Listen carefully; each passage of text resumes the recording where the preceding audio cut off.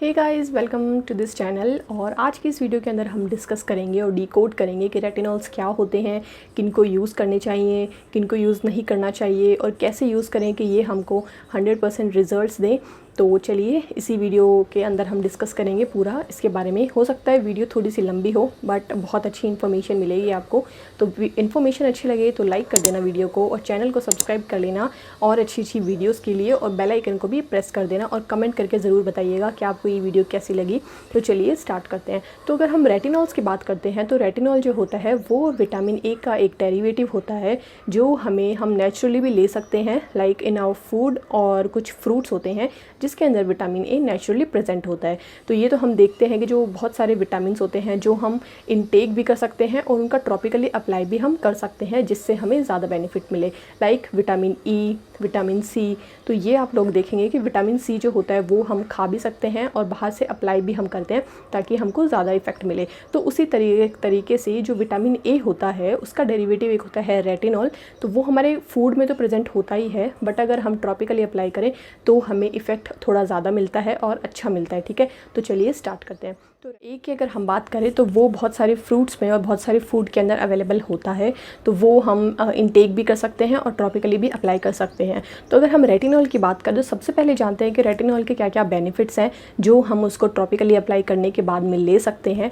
तो जो रेटिनॉल होता है वो एक एंटी एजिंग एजेंट है। अगर हम रेटिनॉल्स का यूज़ करते हैं तो जो जितने भी एंटी एजिंग जो एजिंग इफ़ेक्ट होते हैं उनको ये रोक देता है, लाइक फाइन लाइन्स हो गए, रिंकल्स हो गए, है ना। और स्किन जो है वो सैग कर जाती है, कोलेजन कम होने लग जाता है, या फिर melasma, hyper pigmentation, discolouration of the skin, dark circles, ये सारी चीज़ें जितनी भी होती हैं उन सबको अगर आपको ट्रीट करना है तो रेटिनॉल्स एक बहुत ही अच्छा ऑप्शन है। उसको आप स्किन केयर में जब इंक्लूड करते हैं तो इन सब प्रॉब्लम से आपको धीरे धीरे छुटकारा मिलने लग जाता है। तो उसके साथ साथ में ये आपकी स्किन के कलर को भी लाइटन अप करता है, आपकी डल स्किन को ब्राइटन अप करता है, और जितने भी जो आपको स्किन रिलेटेड प्रॉब्लम्स हैं, ठीक है, पिगमेंटेशन वगैरह है, उसको भी रिमूव कर देता है। मेलाज्मा जैसी प्रॉब्लम है उसको भी धीरे धीरे ट्रीट करना शुरू कर देता है। और अगर आपकी जो स्किन है वो बहुत ज़्यादा थिन हो गई है, बहुत बार क्या होता है कि जब हम कुछ हार्श केमिकल्स का या फिर जो अगर हमें नॉलेज नहीं होती है तो हम कुछ ऐसे इंग्रेडिएंट का यूज़ कर लेते हैं जिसकी वजह से हमारी स्किन जो है वो बहुत ज़्यादा डैमेज हो जाती है। तो वो जो डैमेज होता है उसको ठीक करने के लिए रेटिनॉल्स का बहुत बड़ा रोल है। तो उसके लिए भी, और उसके बाद में हम देखते हैं कि बहुत बार हमारे डार्क सर्कल हो जाते हैं। तो उसका एक रीज़न के अंदर जो स्किन होती है आंखों के आसपास की वो बहुत ज़्यादा थिन हो जाती है, जिसकी वजह से एक जो होते हैं संकन आइज़ बोलते हैं जिसको, एक ऐसे हॉलो आइज़ जिसको बोलते हैं, मतलब गड्ढा फील होता है हमें कि आंखों के आसपास में एक गड्ढा है, उसकी वजह से डार्क सर्कल हो गए हैं। तो उसको ट्रीट करने में भी इसका बहुत बड़ा रोल है।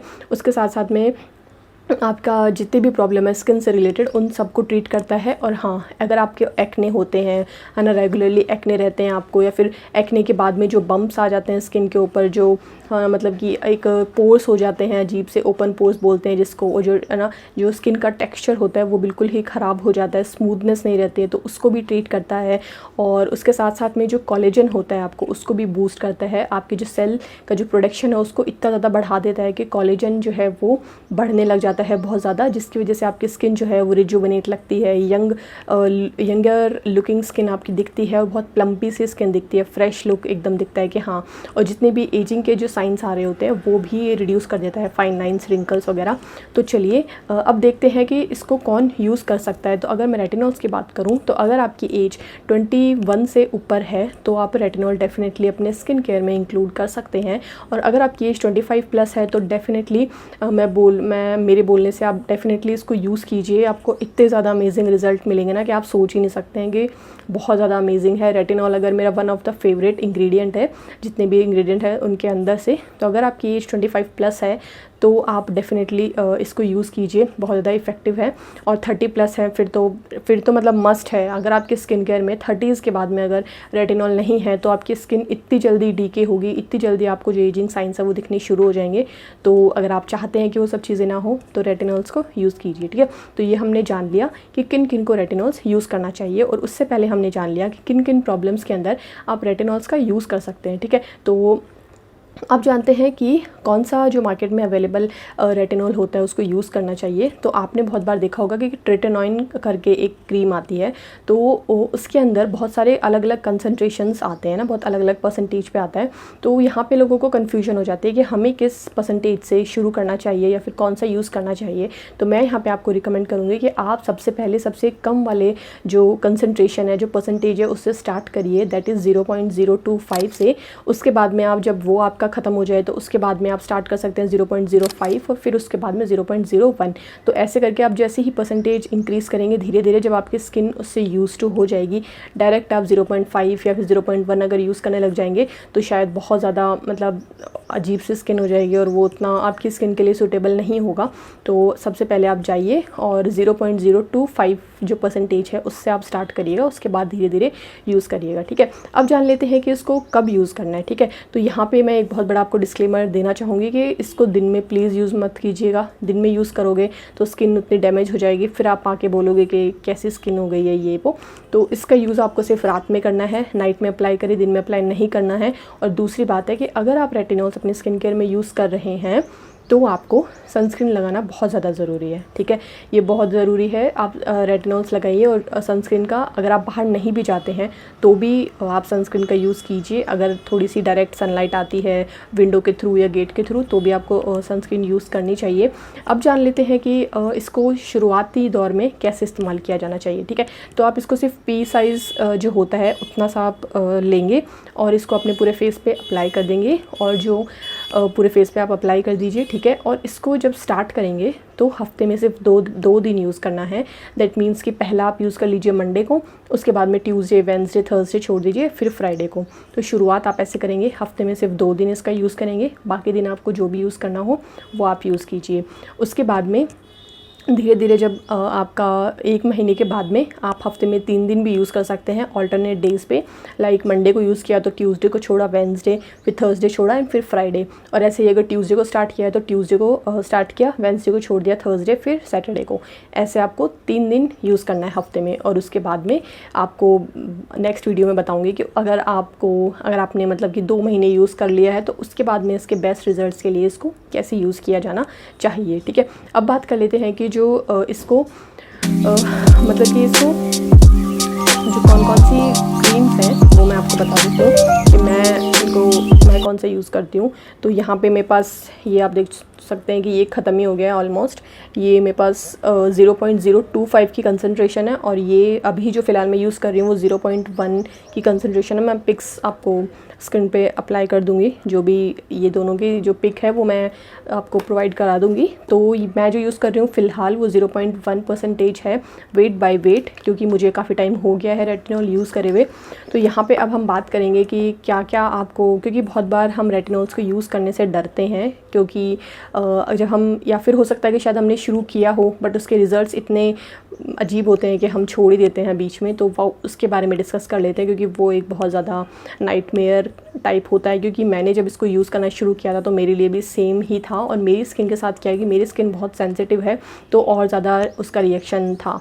तो जब आप रेटिनॉल्स यूज़ करना शुरू करेंगे तो बीइंग एक्सफोलिएंट, जो रेटिनॉल होता है वो एक एक्सफोलिएटिंग एजेंट भी होता है। तो वो आपकी स्किन जो है उसको एक्सफोलिएट कर देता है। जो अपर लेयर होती है डर्मिस की, उसको ये पूरा ही रिमूव कर देता है। जो डेड स्किन होती है उसके ऊपर से उसको पूरा निकाल देता है। और उसके बाद में जो आपके जो सेल की वहाँ पे जो ग्रोथ होती है आपके फेस पे, फेस की स्किन में जो सेल्स की, टिश्यूज़ की जो ग्रोथ होती है उसको बढ़ा देता है। अब ऑब्वियस सी बात है, जब कोई चीज़ इंक्रीज़ होगी, कोई चीज़ बढ़ेगी तो जो पहले वाली है उसको हटना पड़ेगा, है ना। आर्किमिडीज़ प्रिंसिपल लग सकता है, पता नहीं, कमेंट करके बताना। तो यहाँ पे जो पहले जो चीज़ है वो ऑब्वियसली निकलेगी, उसके बाद में दूसरे वाली स्किन आएगी। तो जो अपर लेयर है उसको रिमूव कर देगा। तो अब कोई भी चीज़ जब रिमूव करेगा तो नॉर्मल तो रिमूव करेगा तो ऑब्वियस सी बात है कि थोड़ा उसका जो एक इफ़ेक्ट है वो आपको दिखेगा डेफिनेटली। तो जब आप लगाना शुरू करेंगे तो आप देखेंगे कि जो आपकी स्किन है वो लेयर्स से निकलना शुरू हो रही है। जो ना एकदम से पपड़ी टाइप उतरती ना वैसे उतरेगी, फ्लेकी सी होगी पहले। हो सकता है शायद आपको रेडनेस आ जाए, शायद रैशेस पड़ जाए आपके स्किन के ऊपर, इरिटेट हो स्किन बहुत ज़्यादा, बहुत रेड हो जाए और लोग बोले यार क्या हो गया आपके फेस पे। तो वहाँ पे डरना नहीं है, पेशेंस रखने हैं। 1-2 हफ्ते तक वो आपके स्किन में एडजस्ट होगा, नो डाउट। मैं ये नहीं बोल रही हूँ कि कुछ भी नहीं होगा, डेफिनेटली होगा। अगर आप उसको बेयर कर सकते हैं तो अप्लाई कीजिए। आप 2-3 हफ्ते की सिर्फ बात है, 1 महीना मतलब आप इसको टाइम दीजिए, 1-2 हफ्ते के बाद में आपकी स्किन में इतना ज़्यादा चेंज ला देगा ना कि लोग नोटिस करेंगे कि यार व्हाट अ ग्लो मैन। तो वो वाली चीज़ है। तो आपको यहाँ पे पेशेंस थोड़ा सा रखना पड़ेगा, क्योंकि स्टार्टिंग में ये थोड़ा सा होता है कि ये अपना जब इफ़ेक्ट दिखाता है तो स्किन निकलनी शुरू हो जाती है, सिर्फ फट जाती है पूरी स्किन, बहुत ज़्यादा एक बैड एक्सपीरियंस होता है। अगर मेरे पास वो क्लिप होगी तो मैं शेयर करूँगी इस वीडियो के ऊपर, और नहीं होगी तो फिर देखते हैं, है ना। तो यही है कि आप जब इसको लगाना शुरू करेंगे तो डरिए मत, थोड़ा स्टार्टिंग में थोड़ा सा होगा, आपको सुनना पड़ेगा, शायद हो सकता है लोग आपको बोले कि ये क्या हो गया फेस पे, क्या हाल कर लिया, कैसा हो गया, बट पेशेंस रखिए, बी पेशेंट, आपको डेफिनेटली बहुत अच्छे रिजल्ट्स मिलेंगे। तो अगर आपकी एज 25 प्लस है तो डेफिनेटली आपके स्किन केयर के अंदर रेटिनॉल्स होने चाहिए, क्योंकि रेटिनॉल एक बहुत ही अच्छे एंटी एजिंग एजेंट्स होते हैं। अगर आप इनको यूज़ करते हैं तो जितने भी एजिंग के जो साइंस हैं वो सब रुक जाते हैं, wrinkles, fine lines, saggy skin, dark circles, है ना, ये जितनी भी प्रॉब्लम्स होती है वो सब रुक जाती है।